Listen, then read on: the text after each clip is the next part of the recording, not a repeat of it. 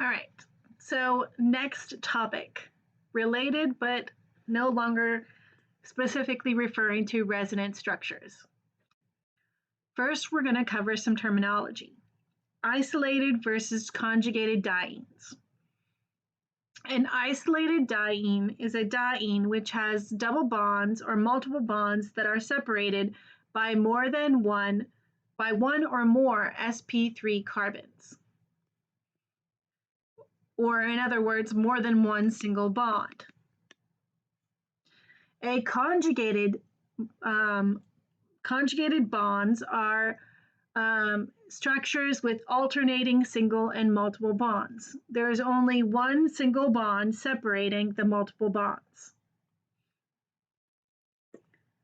All right, and this has a significance. The electrons are delocalized across all of the conjugated carbons.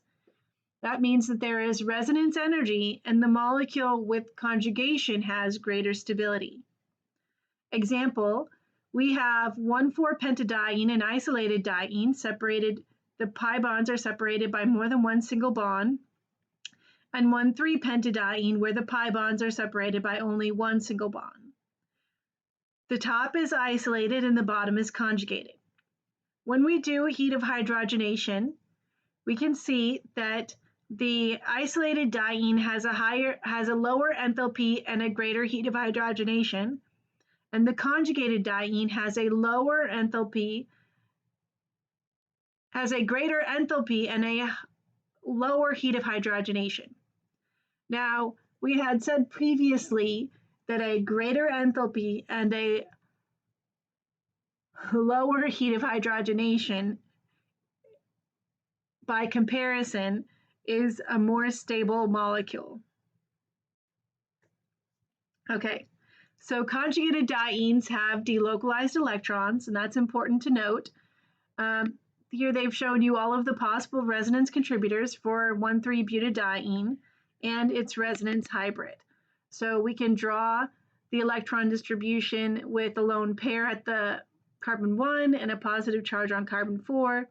We can show that if we move the electrons as in the blue arrows, we get this resonance contributor. If we move the electrons as in the red arrows, we get the other resonance contributor, and we have a total of 3 resonance contributors.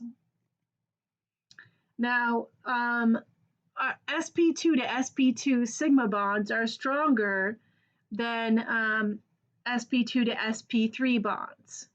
So that has an effect on the stability.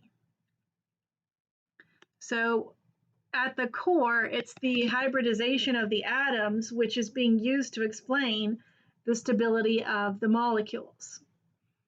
So we have that the single bond we've drawn here is an sp2 to sp2 sigma bond, and the single bond drawn for the 1,4-pentadiene are sp2 to sp3 single bonds, which would mean that this single bond is less stable than the sp2 to sp2. Carbon-carbon bond length and strength. This is something that we covered in chapter 1, but let's look at it again.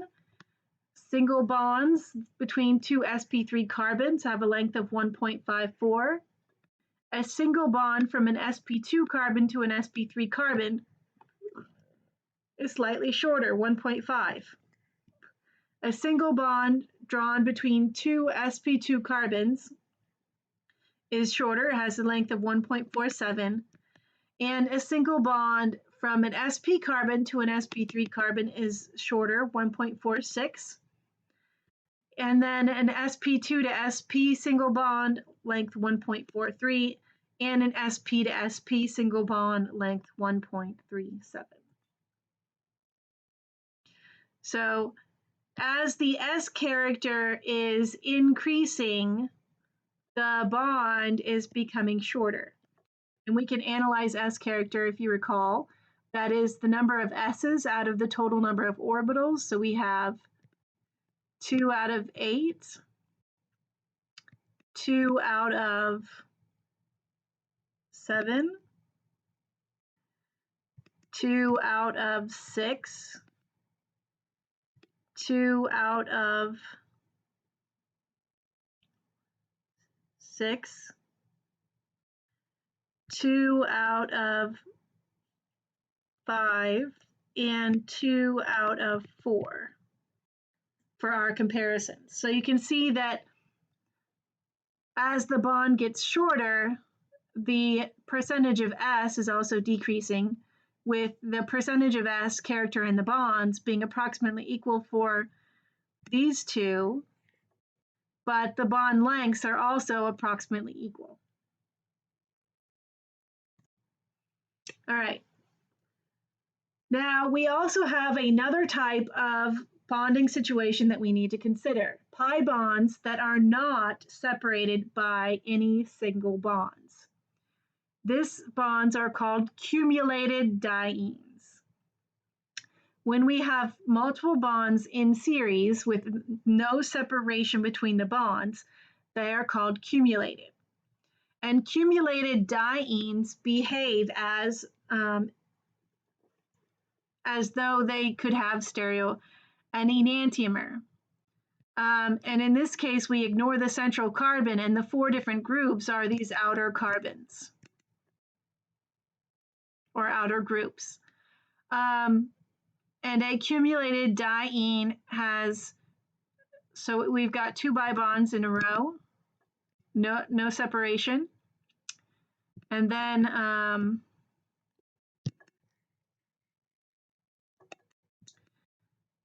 because each pi bond requires parallel p orbitals, and a single carbon has 3 p orbitals which are all perpendicular to each other.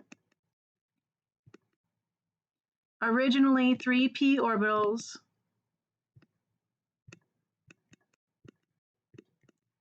that were perpendicular to each other.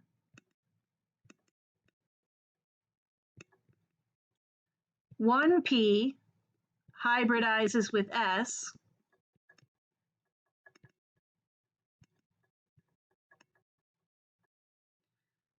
making sp, and the other 2p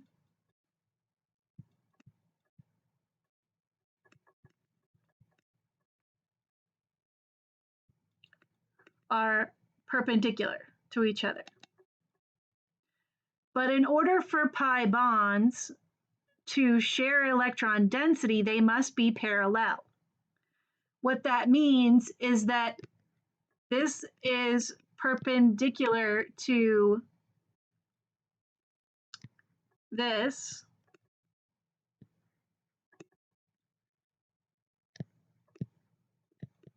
and so electron density is not shared.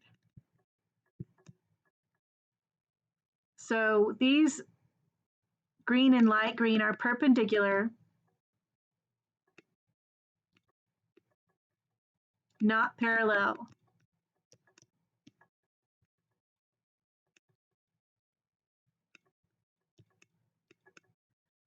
No sharing of electrons.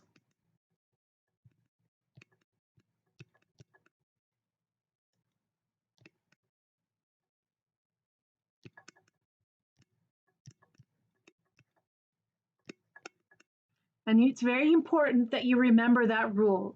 Electrons are only shared between parallel p orbitals. So if we're talking about sharing electrons between pi bonds, they have to be separated by one bond.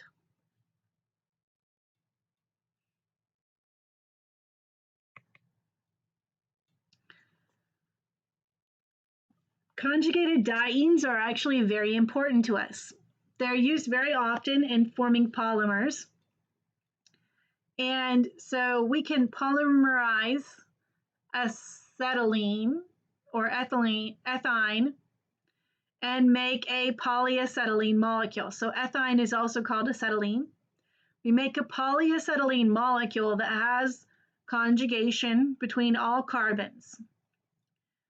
When we have a network of pi carbons, we have electron delocalization. That means that the electrons can move. The ability to make electrons move allows a substance to become conductive.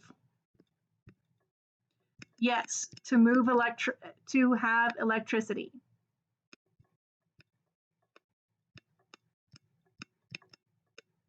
So conjugation allows conduction. And we use conducting polymers in LED displays. And in order to do this, we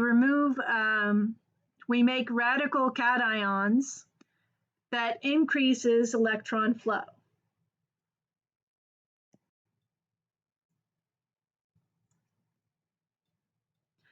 Allyl and benzyl and allylic and benzylic cations.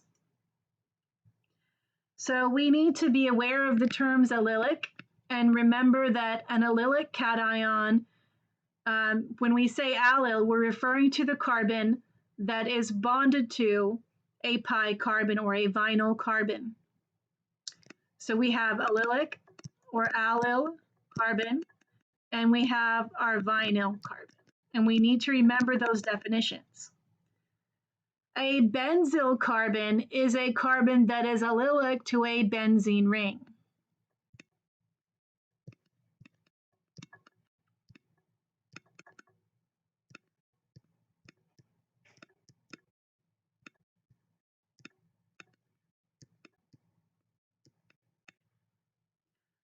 And so defining allylic and benzylic cations, once we know what allyl and benzyl mean, now we need to rank allylic and benzylic cations in our stability of cations. When allylic and benzylic cations are going to have resonance contribution, and that means that they have actually lower energy because of resonance than a tertiary cation, which does not have delocalized electrons.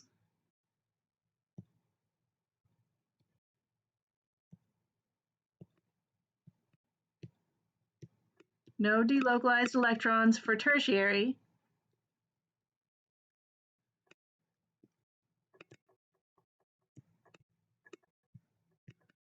So allylic and benzylic are potentially are stable because of delocalization energy.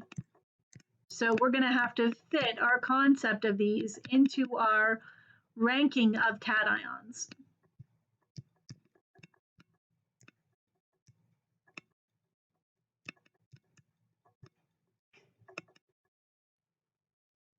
Okay, so we have our allylic resonance contributors and our benzylic resonance contributors. Remember that when we have many resonance contributors, we have better stability. So benzyl resonance contributor, benzylic cation, is very stable. And then ranking those cations. Benzyl and allylic cations are approximately equal to tertiary carbocations. And then, so we're going to put them on the more stable side with tertiary, and those are going to have equal energy to tertiary, and then we'll have secondary, primary, methyl, and vinyl. And this list will actually be expanded on as we continue the semester. Okay? Then we can compare stabilities of tertiary allylic, secondary allylic, and just an allylic cation. So what we're doing here is we have the allylic cation is approximately equal to tertiary, and that is a primary carbon as drawn. It has only one bond to carbon, but it's approximately equal to tertiary cation because it is allylic or benzylic to pi electrons, so that we have delocalized electron energy. So then if we go to having the positive charge on a secondary carbon, that is actually more stable than if the positive charge is drawn on a primary allylic cation. So a secondary allylic cation is more stable than a primary allylic cation, which means it's also more stable than a tertiary cation. And of course, a tertiary allylic cation is more stable than a secondary allylic cation, And so these tertiary allylic and secondary allylic cations are better than a normal tertiary cation. There are a lot of different topics in this chapter. We're going to cover molecular orbital diagrams next.